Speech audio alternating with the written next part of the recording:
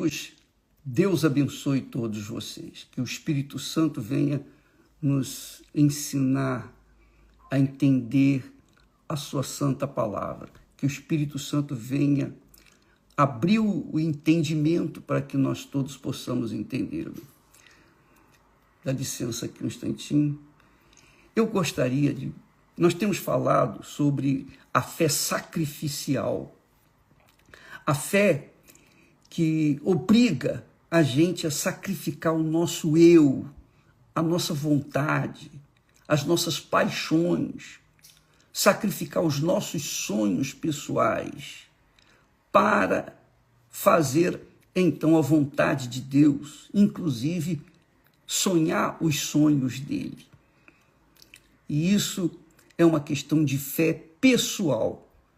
Quando nós temos um encontro com Deus, obviamente esse encontro faz nascer dentro de nós uma fé inabalável, capaz de vencer o mundo, o diabo, o mundo, vencermos a nós mesmos, para que venhamos então fazer a vontade de Deus e, consequentemente, recebermos a bênção dele, a bênção da salvação, que é a bênção maior. É claro que o sacrifício que nós estamos tratando, a fé sacrificial que nós estamos tratando, não é para a gente se salvar, não, pessoal. Presta atenção. A fé sacrificial, Jesus fez por nós, ele pagou o preço pela nossa salvação. Tudo que nós temos que fazer é crer, acreditar no que ele fez e agir de acordo com a sua vontade. Então, esse sacrifício vicário foi único e definitivo. O ladrão na cruz não precisou negar a sua vontade, não precisou nada. Ele morreu e foi salvo, mesmo não tendo nenhum mérito, porque ele creu em Jesus na última hora, ele foi salvo e depois morreu. Só que, para a gente alcançar essa salvação, a cidade celestial que Deus prometeu a Abraão, e que Jesus fala lá em Apocalipse, a cidade celestial, para nós herdarmos, nós temos que manter a nossa fé. E a fé, a crença em Jesus, exige que nós venhamos negar o nosso eu, negar as nossas vontades, colocá-lo em primeiro lugar na nossa vida. Então, diante da visão da fé, a fé sacrificial, o sacrifício nosso é simplesmente negar a nós mesmos. Jesus disse: quem quiser, se alguém quiser vir após mim, negue-se a si mesmo. E para negarmos a nós mesmos, nós temos que sacrificar. Nós temos que ter uma fé de sacrifício. E esse sacrifício que nós estamos tratando. Então, quando nós negamos a ele, tomamos a nossa cruz e o seguimos, isso é sacrifício, sacrifício, sacrifício. Mas esse é o sacrifício que nós fazemos para mantermos-nos em comunhão com Deus, em contato com ele, a nossa salvação. E isso não é fácil. Mas os antigos, os heróis da fé, que sacrificaram, estes deixaram um referencial, um exemplo de fé a seguir. Então, quando você lê lá em Hebreus capítulo 11, fala da fé, dos heróis da fé. E veja só que todos eles sacrificaram para se manterem na fé. Então, o primeiro foi Abel. Abel sacrificou. Depois veio Enoque. E depois fala de Noé. Todos eles sacrificaram. Noé sacrificou 100 anos da vida dele construindo a arca, mas depois que estava construída, então ele salvou a si próprio e toda a sua família. Aí vem a fé abraâmica, a fé de Abraão. Abraão, quando chamado, nós falamos isso ontem, ele ouviu e obedeceu. Quando Deus disse para ele: Abraão, sai da tua terra, da tua parentela, da casa de teu pai, e vai para a terra que eu te mostrarei, para a cidade. Ele estava falando, para a cidade que eu te mostrarei, o lugar que você vai viver a eternidade. Deus não estava falando com Abraão que ele iria para uma cidade, que ele iria aqui na terra, que viveria o resto da eternidade. Não. Ele estava falando da construção, da edificação de uma cidade que ele, Deus, é o artífice e é o construtor, a Nova Jerusalém. Então Abraão teve esse entendimento, que ele iria sair, deixar a parentela, deixar os seus pais, a casa de seus pais, deixar tudo para trás. Ele estava com 75 anos, não era criança, e tinha que sair. Ele não ia pegar avião, ele não ia pegar barco, ele não ia pegar automóvel. Não, ele ia andar de camelo, uma viagem longa, difícil, e sem qualquer conforto material. Mas ele fez esse sacrifício de deixar tudo para trás, porque ele tinha uma visão da fé que toma posse da eternidade, da Nova Jerusalém. Porque, como diz o texto sagrado, diz que pela fé, Abraão, sendo chamado, obedeceu. A obediência a Deus é um sacrifício. Porque para você obedecer a Deus, você tem que desobedecer, você tem que contrariar os seus próprios desejos, seu próprio coração, suas próprias vontades, seus próprios sonhos. Então, ele obedeceu olha só, indo para um lugar que havia de receber por herança. Capítulo 11, versículo 8. Pela fé, Abraão, sendo chamado, obedeceu, sacrificou, indo para um lugar que havia de receber por herança. E saiu sem saber para onde ia. Ele tinha sua vida completamente estável, mas largou tudo para trás. E pela fé, continua dizendo assim, pela fé habitou na terra da promessa, como em terra alheia, terra da promessa, mas habitou lá como em terra alheia. Ele estava vislumbrando a terra, a cidade celestial, morando em cabanas com Isaque e Jacó, herdeiros com ele da mesma promessa, a cidade celestial. Porque esperava, olha só que bacana, porque esperava a cidade que tem fundamentos. Esperava a cidade que tem fundamentos, da qual o artífice e construtor é Deus. Então, por favor, entenda essa palavra. Capítulo 11 de Hebreus, versículos 8, 9 e 10. Abraão deixou tudo para trás. Abraão deixou tudo para trás, porque esperava a cidade que tem fundamentos, da qual o artífice e construtor é Deus, é o próprio Deus. Então, ali, ele foi nessa fé, andando, caminhando para essa terra prometida, para esse lugar para essa cidade que tem fundamentos, porque qualquer cidade deste mundo, os fundamentos são a terra, não é? São as construções. Mas quando vem umas bombas, quando vem mísseis, destrói tudo. Até mesmo aquelas casas que estão lá embaixo no buraco, enterradas na terra, elas são destruídas. Mas a terra, ou melhor, a cidade que tem fundamentos, da qual Deus é o artífice e o construtor, ninguém pode destruir.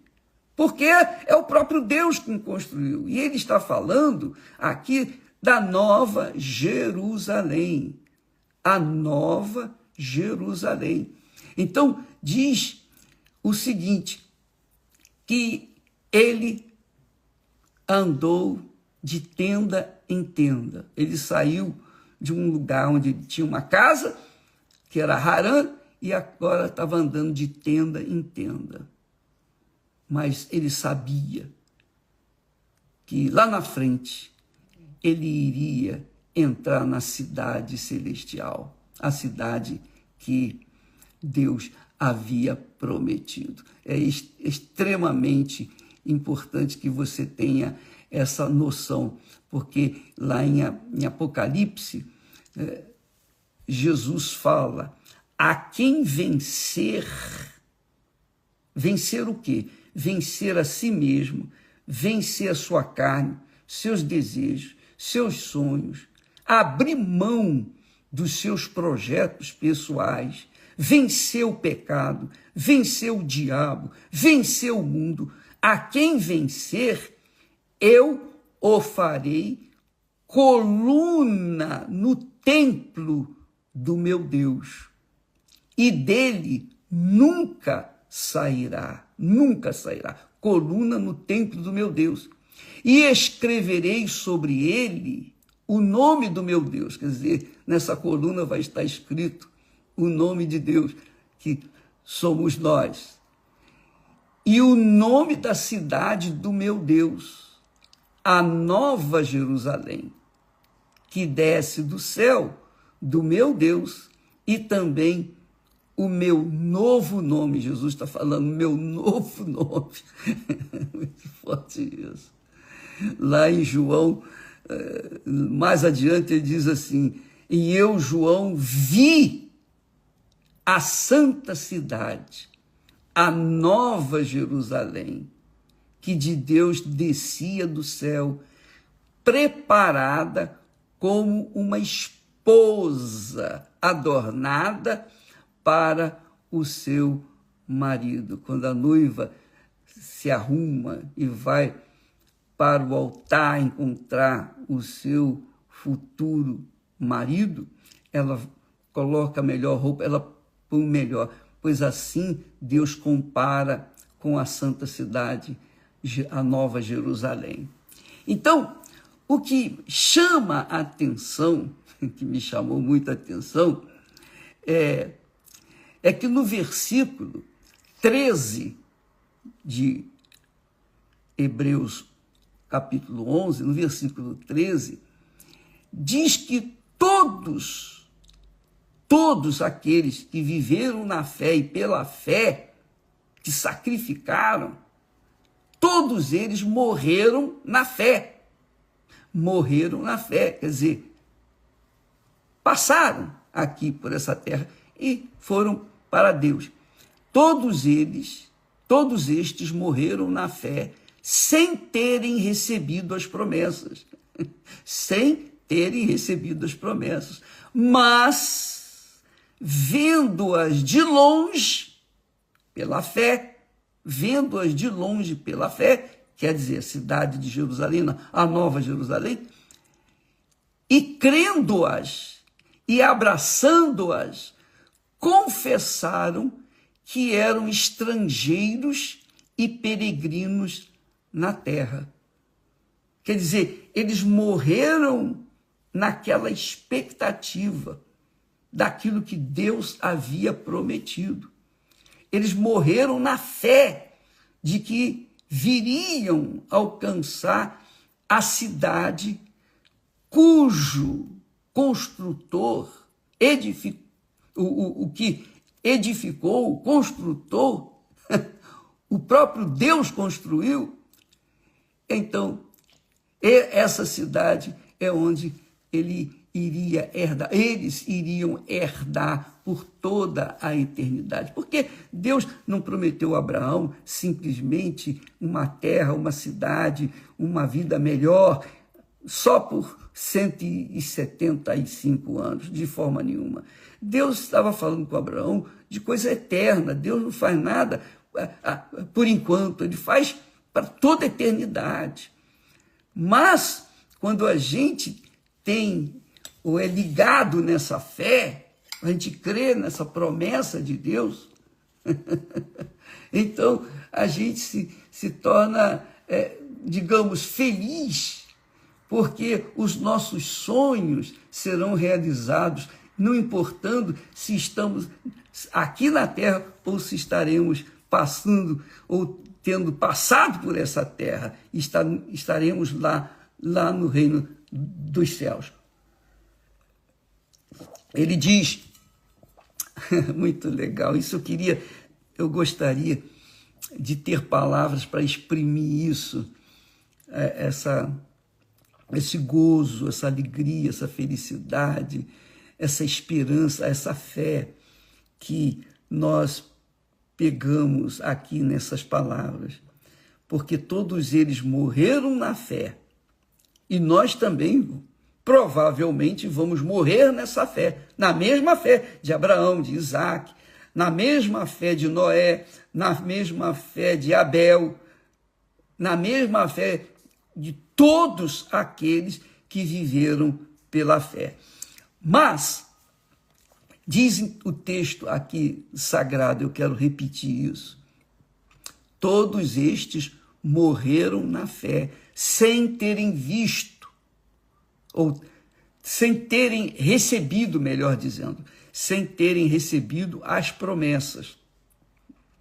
Mas, vendo-as de longe, e é de longe que nós vemos pela fé, vendo-as de longe e crendo-as e abraçando-as, confessaram, reconheceram que aqui na terra eram estrangeiros e peregrinos, que é o que nós somos, estrangeiros e peregrinos.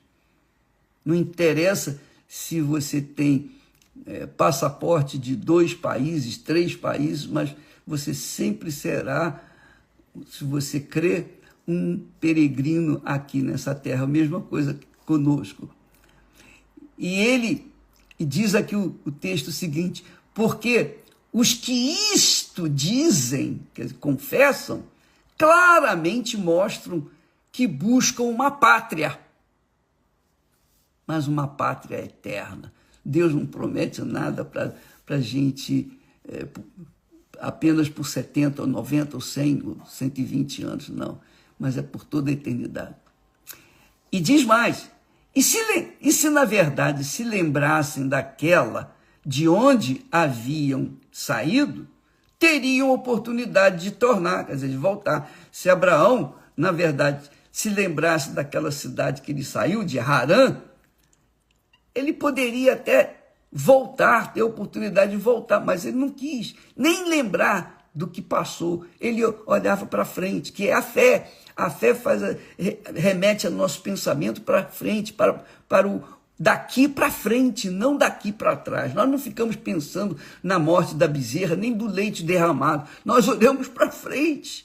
Não adianta ficar choramingando o que passou, não. Nós olhamos para frente. Essa é a fé. E isso que fala aqui sobre Abraão. E, na verdade, se lembrasse daquela terra de onde saiu, que era Harã, ele teria oportunidade de voltar. Mas ele nem lembrou. Ele não queria nem saber, ele olhava para frente. Mas agora, versículo 16, agora, olha só que legal, desejam uma melhor, quer dizer, uma terra ou uma cidade melhor, eterna. Isto é, a celestial. Presta atenção, por favor, nisso. Mas agora desejam uma melhor, isto é, a celestial. Deixa eu repetir, por favor, com licença. Vou repetir aqui o texto. Diz o texto a partir do versículo 13. Todos estes heróis da fé, estava se referindo a Abraão, Noé, todos aqueles que foram fiéis a Deus, eles dizem, todos estes morreram na fé, sem terem recebido as promessas. Realmente não receberam, mas eles morreram naquela fé. Mas, vendo-as de longe, quer dizer, as promessas de longe, e crendo nessas promessas, abraçando essas promessas, finalmente confessaram, olha, na verdade, nós somos estrangeiros e peregrinos aqui na terra. E se nós lembrássemos da nossa terra, de onde viemos, nós poderíamos voltar, teríamos oportunidade de voltar. E eu falo como se fosse Abraão. E se, na verdade, lembrassem daquela de onde haviam saído, teriam oportunidade de voltar. Mas nem esqueceu. Abraão olhava para frente, andava para frente. O Espírito Santo dirigia para frente. Mas agora, desejam uma melhor. Está se falando da cidade. Está falando aqui de uma cidade eterna. Que ele tinha visão. Ele tinha visão, que Deus lhe havia dado a visão da nova cidade, a cidade que ele, Deus, era o construtor, o edificador. Mas agora desejam uma melhor, quer dizer, essa cidade. Isto é, a cidade celestial. Por isso é forte, por isso, essa loucura, por causa dessa loucura da fé, por isso também Deus não se envergonha deles. Deus não se envergonhou deles. Deus não se envergonha daqueles que mantêm essa fé na cidade de um dia morar eternamente com Deus na cidade celestial. Por isso também Deus não se envergonha deles, de se chamar seu Deus, porque já lhes preparou uma cidade. Quer dizer, Deus não se envergonha daqueles que creem nas suas promessas, daqueles que olham para frente. Mesmo tendo exemplo dos heróis do passado, os heróis da fé do passado, que morreram nessa fé, não viram aqui na terra, mas reconheceram que enquanto estavam aqui, por causa dessa fé louca, sacrificial, que para o mundo é louca, é estupidez, para o mundo é estupidez, é fanatismo, mas não para nós. Para quem crê, é o poder de Deus, é a sabedoria de Deus.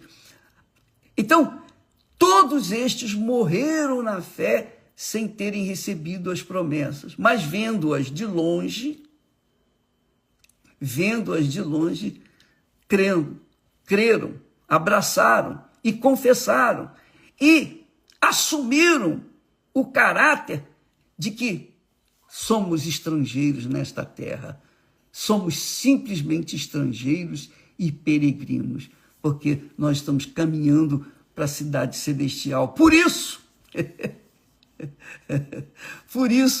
também Deus não se envergonha deles, de se chamar seu Deus, porque já lhes preparou uma cidade.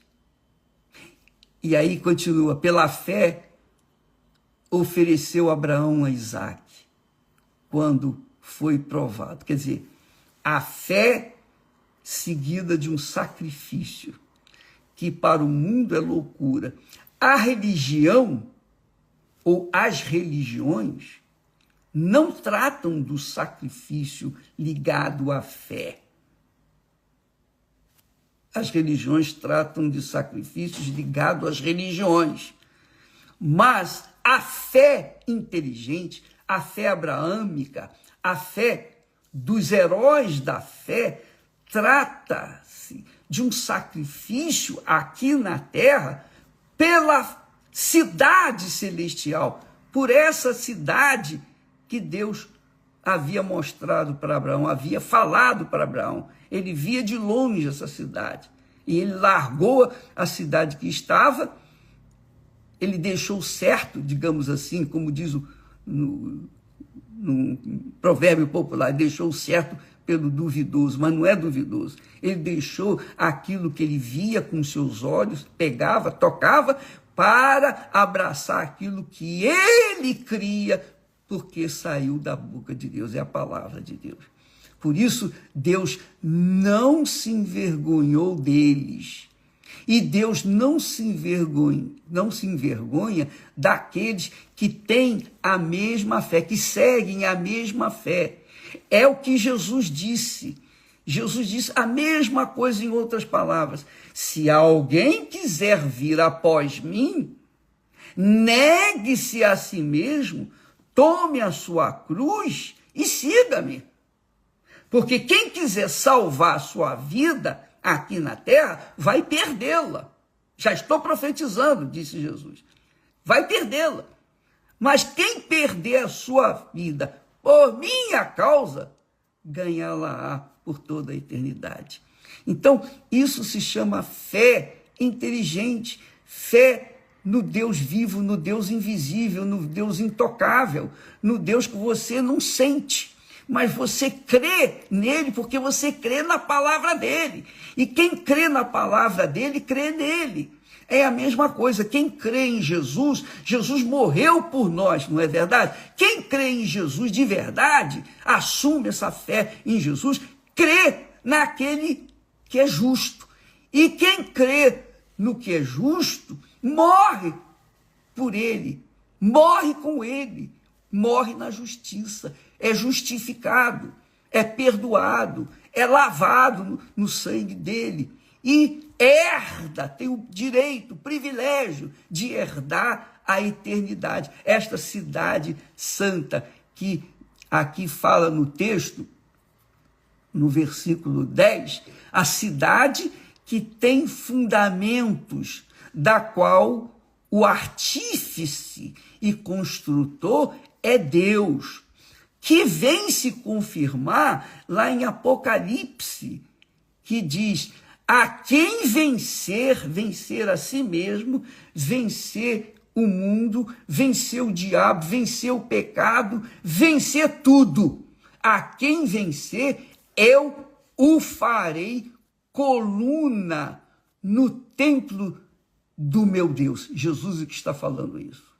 Eu o farei coluna no templo do meu Deus, e dele nunca sairá, nunca mais sairá. E escreverei sobre ele o nome do meu Deus, e o nome da cidade do meu Deus, o nome do meu Deus, o nome da cidade do meu Deus, a Nova Jerusalém, que desce do céu, do meu Deus, e também o meu nome. Veja só, aqueles que vencerem, presta atenção, se você vencer, amiga e amigo, se você tiver essa fé, a fé sacrificial, de dar a sua vida por aquilo que Deus prometeu, se você vencer, se você passar, se você for promovido para a eternidade, você vencer, então você vai ser coluna no templo do meu Deus, disse Jesus. E não só isso, eu vou escrever o nome do meu Deus em você, e o nome da cidade do meu Deus, a Nova Jerusalém, e também do meu nome novo. Aleluia. A quem vencer, eu o farei coluna no templo do meu Deus, e dele nunca sairá. E escreverei sobre ele o nome do meu Deus, e o nome da cidade do meu Deus, a Nova Jerusalém, que desce do céu do meu Deus. E também o meu novo nome. Deus não se envergonha daqueles que têm essa fé sacrificial. Essa é a fé Esse é o sacrifício maior. Quando se fala em ofertas, oferta de sacrifício, etc., as pessoas pensam em dinheiro, pensam em propriedades, pensam nas coisas físicas. Deus quer a sua vida. Ele quer a sua vida. Ele não quer as suas coisas, não. Ele é dono de tudo. Ele quer a sua vida, porque se ele não tiver você, o que adianta você ter tudo nesse mundo? Jesus não disse isso? O que adianta você ganhar o mundo inteiro e perder a sua alma? Deus não quer uma alma perdida, ele quer a alma salva. Mas essa alma salva depende do sacrifício de si mesmo. Ela tem que sacrificar-se pela fé no Senhor Jesus. E fé no Senhor Jesus não é religião. Fé no Senhor Jesus é vida, é você andar de acordo com a sua palavra. É andar de acordo com as suas normas, das suas regras, das suas leis. É o que Jesus fala. Ele diz, buscai primeiro o reino de Deus e a sua justiça. Quer dizer, viver na justiça, no que é certo, fazer o que é certo. Buscai primeiro o reino de Deus e a sua justiça. E todas as demais coisas serão acrescentadas. Então, amiga e amigo, vamos falar mais a esse respeito amanhã, se Deus assim o permitir. Que Deus abençoe a todos, em nome do Senhor Jesus. Amém.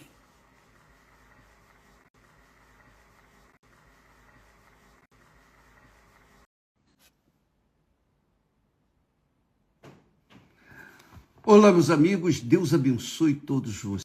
Todos sejam abundantemente abençoados. Que o Espírito de Deus venha possuí-los de forma tal que o nome do Senhor Jesus Cristo seja santificado na vida de todos vocês, por onde quer que forem. Muito bem, eu queria que você tomasse conhecimento a respeito da fé que traz resultado. A fé que cura os enfermos, liberta o cativo, que faz a pessoa se erguer, se levantar. A fé que faz a diferença na vida das pessoas.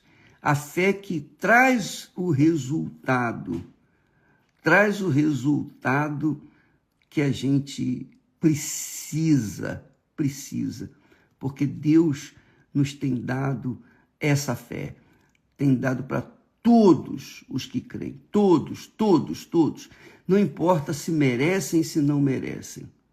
Não importa se são gregos, troianos, se são católicos, evangélicos, espíritas, espiritualistas, se são palestinos, judeus, nada disso importa.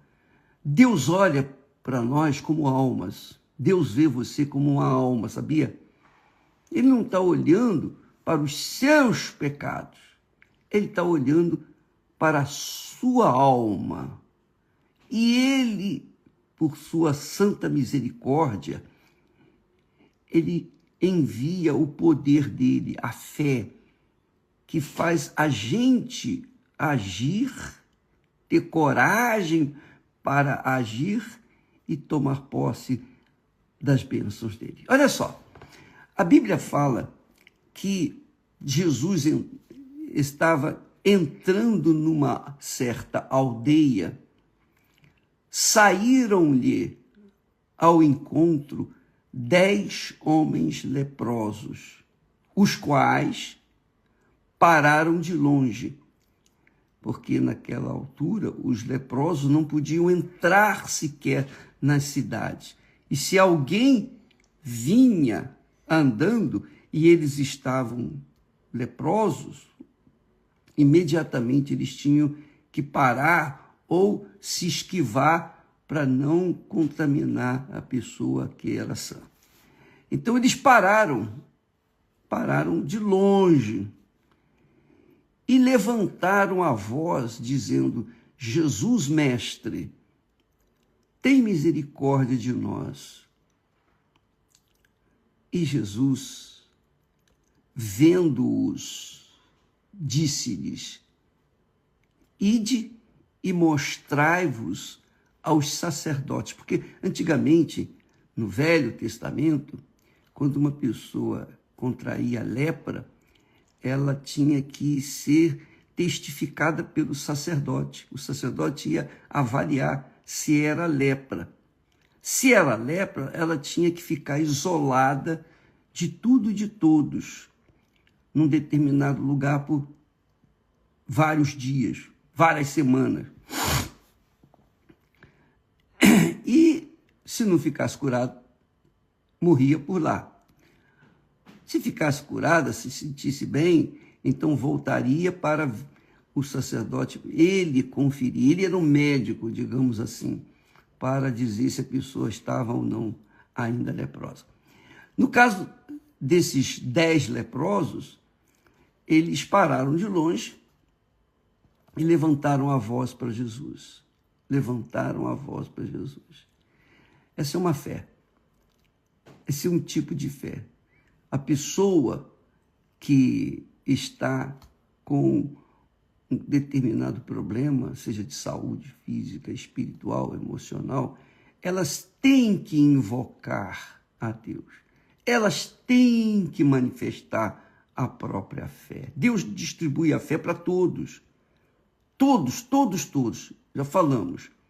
Mas a pessoa ou as pessoas têm que corresponder a essa fé. Elas têm que manifestar essa fé. Jesus, então, vendo-os, disse-lhes: vai e mostrai-vos aos sacerdotes. E eles foram, quando eles tomaram a decisão de obedecer à palavra de Jesus, ir lá falar, mostrar-se aos sacerdotes, mostrarem-se aos sacerdotes, então eles ficaram limpos. Só pelo fato, eles não chegaram nem ao sacerdote, só pelo fato deles virarem e se encaminharem aos sacerdotes, já foram curados. Já foram curados, automaticamente. Quem era merecedor? Ninguém. Mas todos foram curados.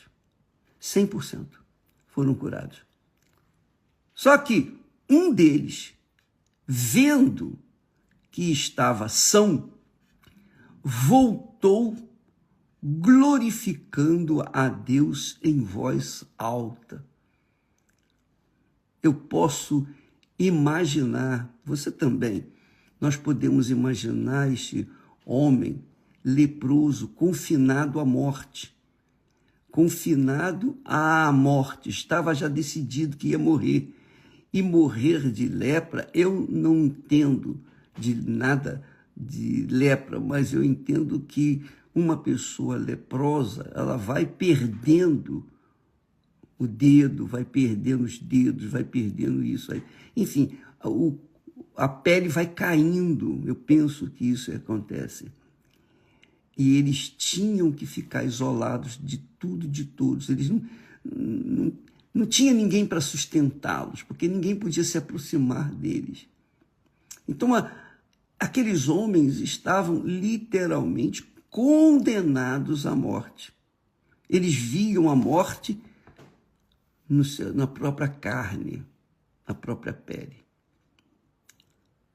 Mas quando um deles viu que ficou são, você pode imaginar a sua alegria, o seu gozo, o prazer que ele teve ao ver que não tinha mais nada de lepra. Você pode imaginar, é o mesmo que tem acontecido. Nós temos visto pessoas radiantes, pessoas alegres, felizes. Puxa, eu estava com essa doença, eu estava com aquela doença, eu estava assim, eu estava assado. Depois que começaram a andar, foram curadas das suas lepras físicas ou espirituais, curadas do problema, por exemplo, familiar. O marido ficou livre das drogas, da bebida, a mulher ficou livre da bebida, das drogas. Enfim, quando o lar é restaurado, imediatamente há um gozo na alma. Qualquer que seja o milagre que recebemos de Deus, há um gozo na alma. Esse único leproso veio glorificando a Deus em voz alta. A Bíblia, sabe que a Bíblia tem textos aqui, palavras que exprimem exatamente aquilo que a pessoa está sentindo. Ele voltou glorificando a Deus em voz alta. Ele queria que todo mundo soubesse: eu fiquei curado, eu fiquei curado. Deus é grande, Deus é maravilhoso. Olha só, Deus é vivo. Deus é um Deus vivo, Deus é o mesmo. Deus, o que fez no passado faz no presente, fará no futuro. E aí caiu aos pés de Jesus com o rosto em terra, dando-lhe graças. Obviamente, esse homem estava exprimindo a sua gratidão. Só quem sofre de uma desgraça como essa, com uma doença como essa, pode avaliar o que é isso. Então, ele se prostrou perante Jesus, dando-lhe graças, e colocou o seu rosto em terra, honrando o Senhor Jesus. Honrando. E diz o texto, outro detalhezinho, que este homem era um samaritano. Samaritano não se dava com os judeus. Os samaritanos não se davam com os judeus. Os judeus tampouco se davam com os samaritanos. Samaria era uma cidade assim isolada, perto de Jerusalém, mas eles não se davam de forma nenhuma. Mas veja que esse homem, mesmo sendo estrangeiro, lembra da Maria, da mulher samaritana que Jesus foi pedir água?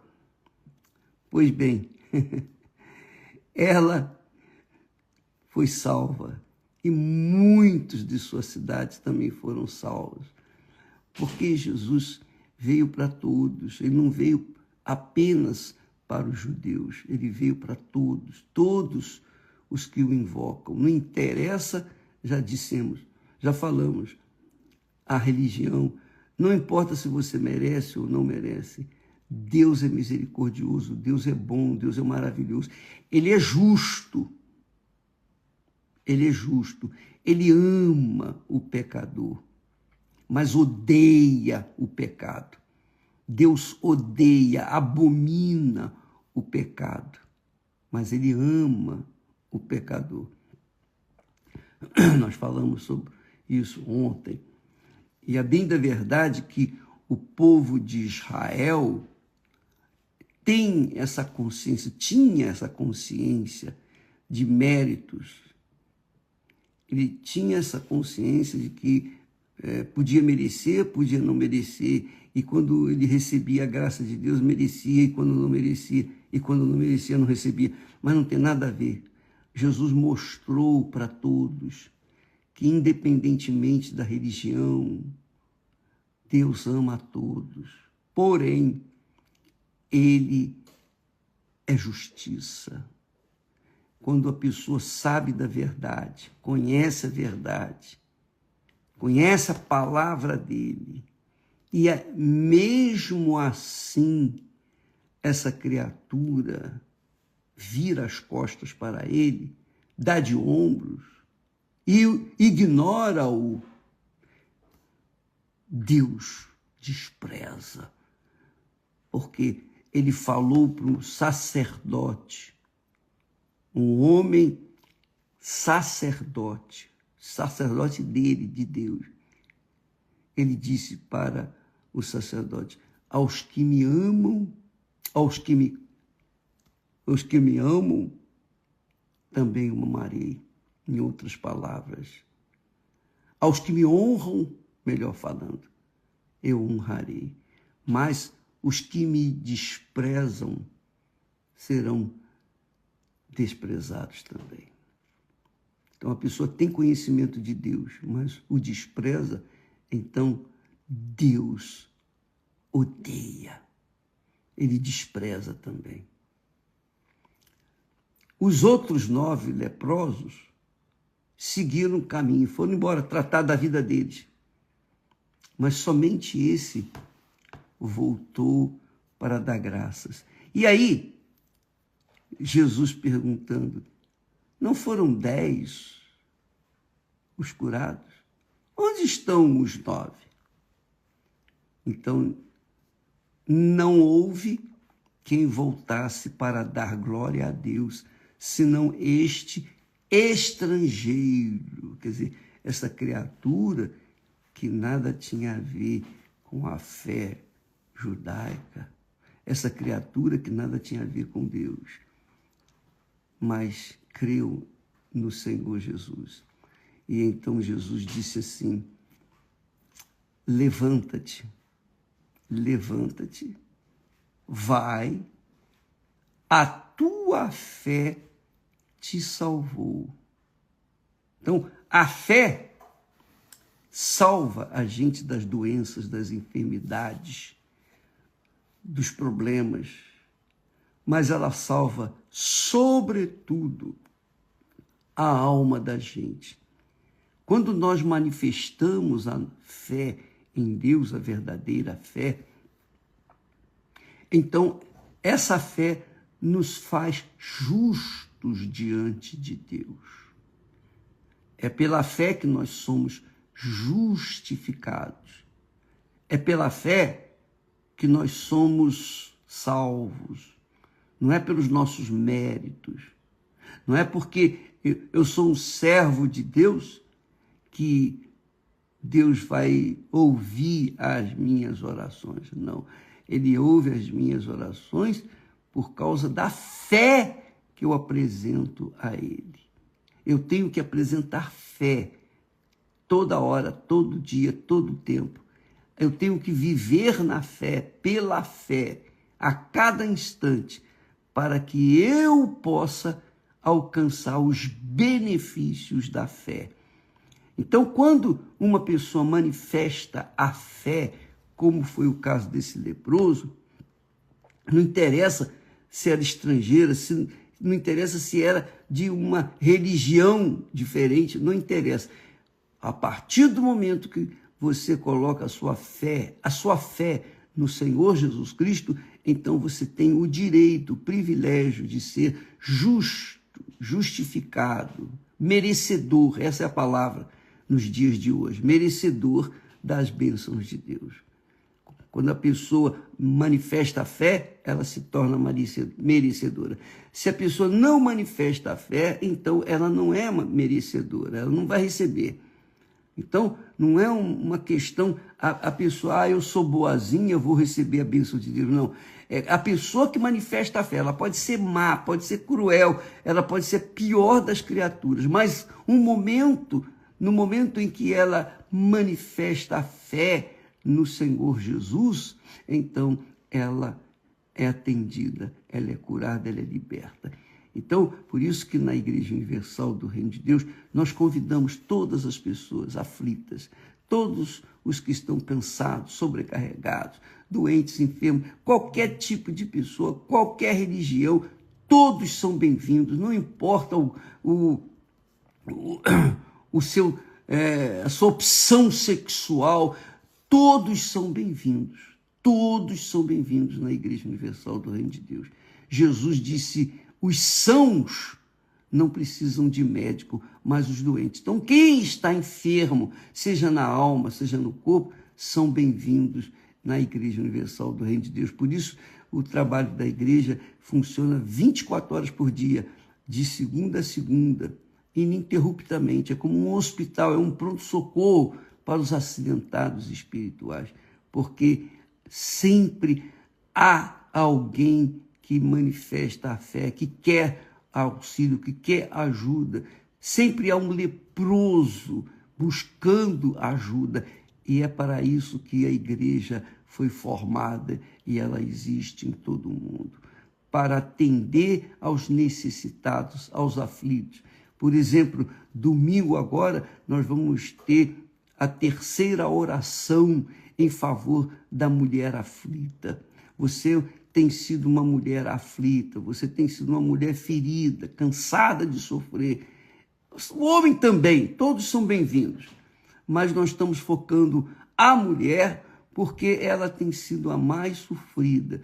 Então, neste domingo, em todas as igrejas universal do Reino de Deus, não importa se o que você fez ou deixou de fazer, não importa se você é aquela criatura que foi jogada na prostituição, você foi jogada no mundo, você foi cuspida no mundo, você não tem pai, não tem mãe, não tem referência sequer do que é família, você vê os outros, mas você não teve família desde o seu nascimento, mas você sobreviveu até aqui.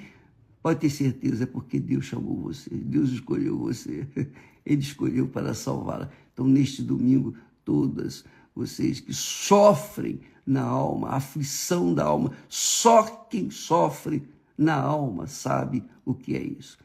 Neste domingo, todos são muito bem-vindos, tá bom? E hoje à noite, como só ia acontecer, o bispo Renato e a Cristiane estarão aqui no Templo de Salomão, orientando, fazendo palestras para casais. E se você não é casado, você é solteiro, você é como uma andorinha solitária, venha participar, aprenda a amar, para que você possa aprender a ser amado. Aprenda a amar. Quando você aprende a amar e ama, então você vai aprender a ser amado também.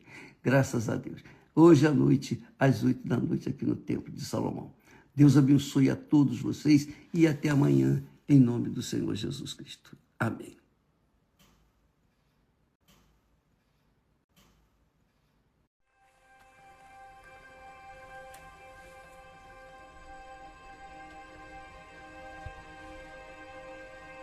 Meu nome é Márcio Roberto, sou pastor da Igreja Universal do Reino de Deus há 25 anos, casado há 22 anos. E nesse tempo eu passei em vários estados. E eu sempre ensinei a todas essas pessoas onde eu passei acerca de se manter na fé diante dos problemas, diante das dificuldades. E sem saber que um dia eu ia ser colocado à prova por conta de tudo isso que eu sempre ensinei e preguei para as pessoas. E esse dia chegou. Eu estava na cidade de Itu, fazendo a obra há pouco tempo, 9 meses, e resolvi, com a minha esposa, fazer um exame, um check-up. E fiz os exames, peguei os resultados e levei até o médico. E ele, analisando esses exames, ele então olhou para mim fixamente e disse assim: por acaso o senhor não está sentindo nenhuma dor no corpo, não está sentindo nada? Eu disse: não, doutor, não estou sentindo nada. Por quê? Questionei a ele. Ele disse: olha, é que aqui, vendo os seus exames, o senhor tem um problema grave no rim. Os seus rins, não era nenhum, eram os dois, estão funcionando apenas 13%. O senhor tem insuficiência renal crônica. E eu perguntei: mas como assim, doutor? Ele disse assim: olha, provavelmente isso é genético, é de família. Ele imediatamente mandou fazer essa cirurgia aqui, ó, fístula. Eu tive que, então, passar por essa cirurgia. Nunca tinha feito cirurgia nenhuma no corpo. Essa foi a primeira. E por essa fístula, eu teria que começar a fazer hemodiálise. Então, ele me encaminhou, então, para o Hospital H-Rim. E então, essa outra nefrologista, essa médica, essa nova médica, ela conversando conosco, e foi aonde que ela disse: então, ó, seu Márcio, a gente vai ter que fazer um outro procedimento, que é uma outra cirurgia, que é a colocação desse TECOF, que está aí, esse cano, na minha barriga. E aonde que eu fazendo esse procedimento, eu também entraria na fila de doador falecido, né? Até encontrar um doador vivo. Leva-se de 1 ano a mais de 4 anos aguardando um doador. E começou mais uma batalha. E aí, depois desse procedimento, eu tive que fazer, né, um pequeno curso para poder operar essa máquina de diálise peitoral. É praticamente como se fosse uma hemodiálise, só que ficaria todos os dias, 9 horas por dia conectada nessa máquina. E isso levou 1 ano e meio.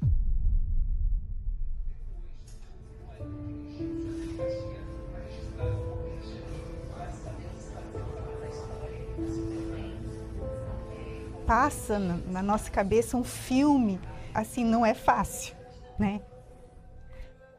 Você vê a pessoa ali que se está casada há anos, sempre ali na fé, e naquele momento, né, ter que se submeter a ficar a uma máquina para poder estar vivo, né? Como eu não pude, né, ser a doadora, então a gente vê essa situação, não é fácil não. A gente tem a fé, a gente vive pela fé, mas é uma luta.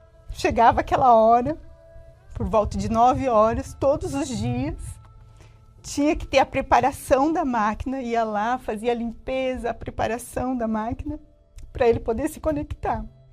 Você imagina, né, há 25 anos pregando o evangelho, a palavra de Deus, e de repente eu ter que parar totalmente, né, para tratar dessa situação.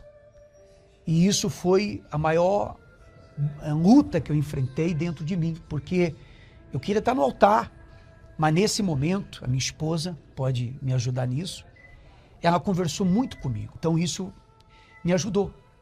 E passado, então, alguns meses, conheci um pastor lá em Sorocaba, e esse pastor se colocou à disposição em fazer a doação do rim. E aí, conversando com ele, né, conscientizando se realmente ele queria fazer isso, porque eu não pedi, ele que se colocou à disposição. E ele, não, eu quero sim. Então tá bom. Então eu passei para ele qual seria o procedimento, marcamos o dia para descer para São Paulo para fazer os exames, o teste de compatibilidade. Já na saída de Sorocaba, muito escuro, estava chovendo, a gente não estava em alta velocidade, estava abaixo da velocidade permitida na BR. Eu vi de longe, né, que parecia um cachorro, só que quando eu cheguei perto, não era um cachorro, era uma pessoa, um rapaz que estava caído no meio da pista. Então, eu já estava em cima. Para mim não bater nesse rapaz, eu desviei dele, só que o carro rodopiou e começou a capotar várias e várias vezes, pairando de cabeça para baixo. Assim ficou o carro, totalmente destruído, como eles dizem, deu PT, perca total. E nisso chegou os socorristas e foram para cima do carro, pela gravidade do acidente, né? Pela gravidade que ficou o carro. Então eles pensavam que tinha vítimas. E a gente falou, não, tem vítimas, as pessoas que estavam ali somos nós. Então esse socorrista olhou para mim e disse assim, olha, o senhor pode considerar que foi Deus quem guardou. Eu disse, não, eu sei que foi Deus. E eu pedi para que eles atendessem o rapaz que estava no meio da pista, até porque ele estava todo machucado. Os bombeiros então começaram a socorrer o rapaz, que já havia sido atropelado antes. Nesse dia, quando aconteceu esse acidente, nós estávamos muito felizes. E quando isso aconteceu, mais uma vez, nós tivemos que o quê? Crer que estava sendo feita a vontade de Deus. Mais um detalhe em cima disso, senhora, é o seguinte, né? Que quando eu saí do carro, veio um pensamento na minha cabeça. Que pensamento? Um dia anterior, estava tendo um grupo de pastores conversando, e eu cheguei por trás desses pastores, e eu vi um desses pastores dizer assim, ó, tá acontecendo tudo isso porque só pode estar em pecado. Tem alguma coisa errada. E quando esse pastor me viu, ele ficou sem jeito. Mas tudo bem. veio esse pensamento na minha mente. Só que eu disse não. E foi onde que o bispo chegou, né, nos atendeu prontamente, orou para um rapaz que estava acidentado e, conversando com o bispo, pedi ao bispo para, se ele pudesse me ceder um carro, me cedeu um outro carro, desci para São Paulo, realizamos exames, né, tanto eu como esse pastor, e infelizmente, por alguns fatores, né, esse pastor ele não pôde fazer a doação.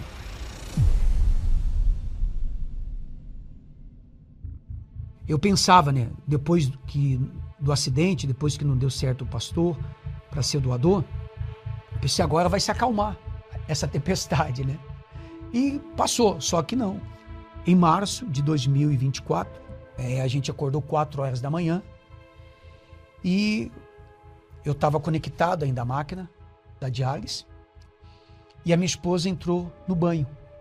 Só que quando ela entrou, ela já saiu gritando com a mão na cabeça. Gritando e gritando. Eu vi a minha esposa de pé, né, do lado da cama, pegando uma peça de roupa e desfalecendo, caindo. O que eu tive que fazer para minha esposa não cair? Eu arranquei rápido os canos que estavam conectados em mim e aí fui e consegui pegar minha esposa e colocar ela deitada no chão, né? E um líquido vazando e eu ali para minha esposa não se machucar. E nisso, eu chamei uma amiga nossa, pegaram a minha esposa e levaram para a emergência e colocaram ela, então, no corredor. Foi nesse estado que ela chegou? Foi nesse estado, então, que ela chegou. Até que chegou 2 neurologistas, perguntou quem eu era, disse, sou esposo, e eles falaram assim, olha, a sua esposa, ela está com aneurisma cerebral. Eles olharam bem para mim e falaram assim, olha, sua esposa pode entrar em óbito a qualquer momento.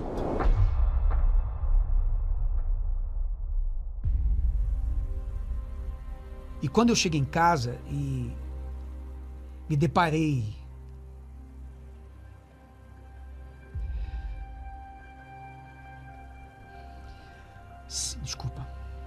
sem a minha esposa,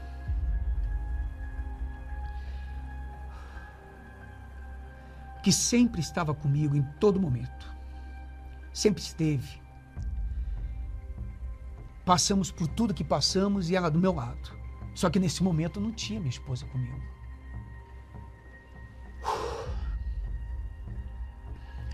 Inclusive quem me ajudava a conectar a máquina era minha esposa, que tinha que ter uma preparação para a máquina. E agora me pegando, fazendo tudo sozinho. Não foi fácil. Não foi fácil, e repito novamente, não foi fácil, foi difícil. Quem era para ficar viúva era minha esposa, né? Por tudo que já estava acontecendo comigo. E agora estava correndo um sério risco de eu ficar naquela situação e sem a minha esposa para me auxiliar.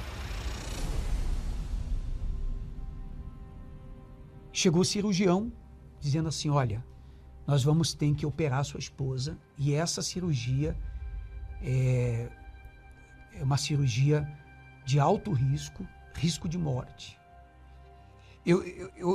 Veio uma força tão grande, uma revolta tão grande contra aquela situação.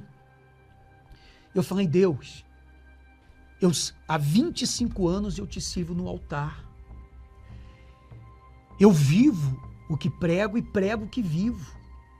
E aí eu cobrei de Deus, Deus, eu não aceito a minha esposa sair dessa cirurgia para vegetar em cima de uma cama. Porque o diagnóstico era esse. 4 da manhã. Eu tive a resposta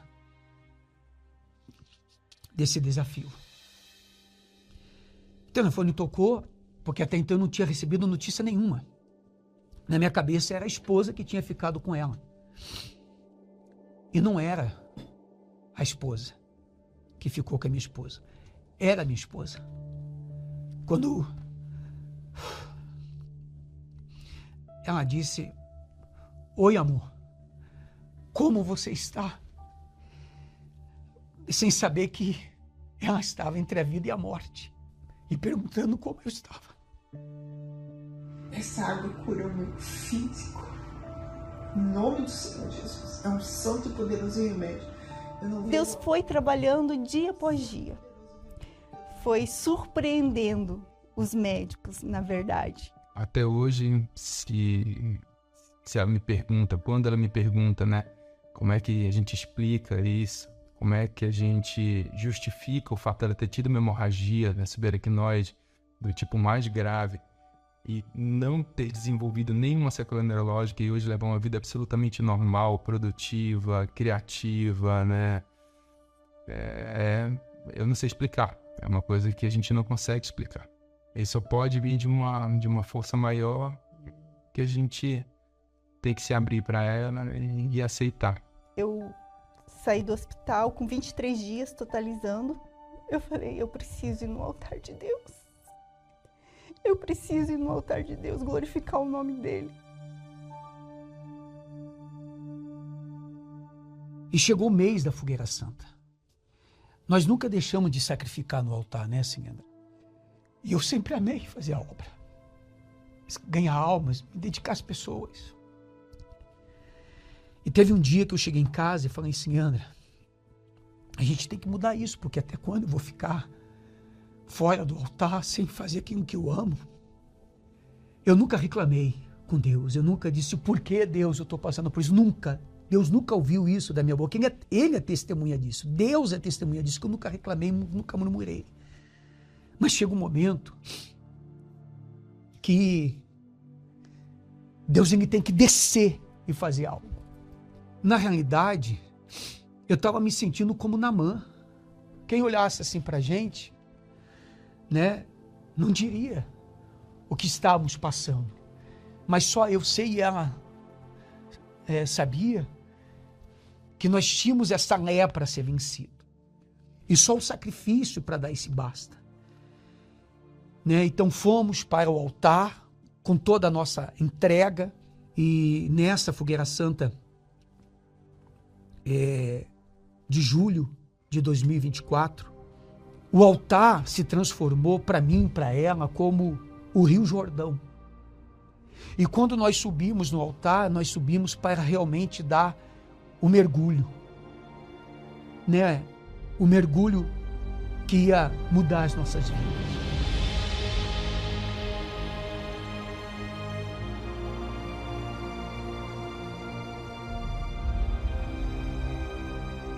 E eu posso dizer para você que não demorou muito. Deus respondeu. Porque apareceu depois de muito tempo esse casal. Eu não digo amigos, mas eles fazem parte da minha família. E eles já estavam em acordo, eles já tinham conversado sobre isso, se acertaram entre os dois. E ela falou assim, pastor, como a sua esposa não pôde doar, o pastor, amigo do senhor, não pôde doar, eu vou doar o meu rim para o senhor.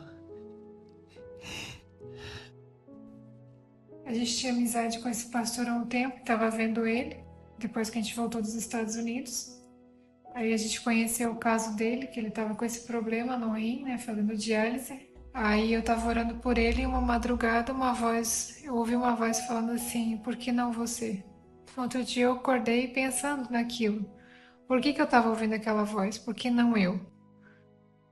Aí eu fiquei com medo de meu marido talvez não aceitar, mas graças a Deus ele é da fé e aceitou.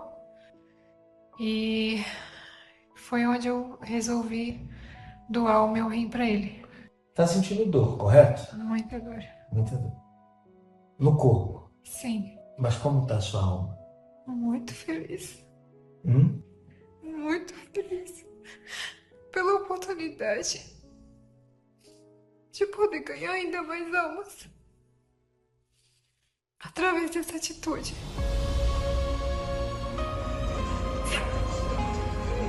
Tá domingo foi uma cirurgia longa, né? É, né? 4, 5 horas. Tá um pouco sonolento ele da anestesia, mas já urinou bastante, tá bem estável. Tá bem, né? Tudo ótimo. Tá bem, né, amor? O médico ficou perplexado, admirado, porque é raro esses acontecimentos de implantar o rim e o rim de imediato funcionar. Ali mesmo, na cirurgia, eu já tinha feito 2 litros, né, de xixi. E no decorrer do dia, 11 litros. E quando eu olhei para minha barriga e não tinha mais aquele cano, eu pude ir no banheiro. Uma coisa tão simples, né? Uma coisa tão, para muitos, insignificante, mas para mim não. Porque eu estava podendo ir no banheiro, fazer o xixi, o rim, né, funcionando perfeitamente. Minha esposa é testemunha disso. A alegria que eu saí do banheiro, né? A felicidade. Mas Deus encomendou esse rim. Ele veio lá dos Estados Unidos. E era para ser, para mim, né? E hoje eu e minha esposa, nós temos eles como o quê, assim? Como família, irmãos. Como família. Eu sabe? chamo ela de Mana Branca. Mana Branca. Pastor Márcio e Ciliandra, nos conhecemos na obra, nos tornamos uma família na obra, né? E o meu desejo é que os dois juntamente ganhem muitas, mas muitas almas para o Senhor Jesus através desse rim. É o que eu mais desejo na minha vida. É que juntamente estejamos no altar até o último dia, até o último suspiro, ganhando almas para o Senhor Jesus. E eu posso dizer que para mim poder retribuir o que ela fez só tem um jeito. É ganhar almas. E esse é o nosso maior objetivo, né? E sim, nós vamos até o fim ganhar almas. Até o último suspiro, sim.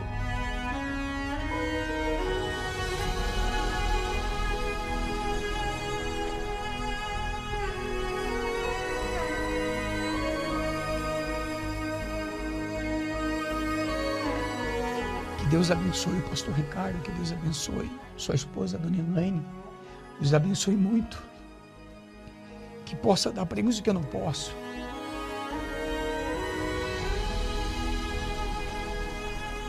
Vendo a minha esposa aqui do meu lado, se eu amava ela antes, hoje meu amor por ela não tem um número que especifica.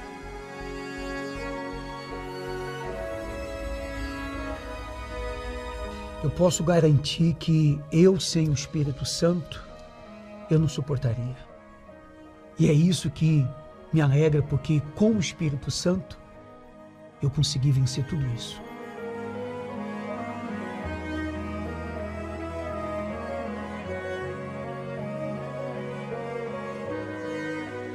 Em uma reunião de pastor, o Bispo Macedo veio com essa revelação, que para mim é uma revelação, que me ajudou e muito. Que diz assim: examinai-vos a vós mesmos, se permaneceis na fé. Provai-vos a vós mesmos. A minha fé foi provada e eu fui aprovado. Porque eu cheguei, ou melhor, porque nós chegamos até aqui.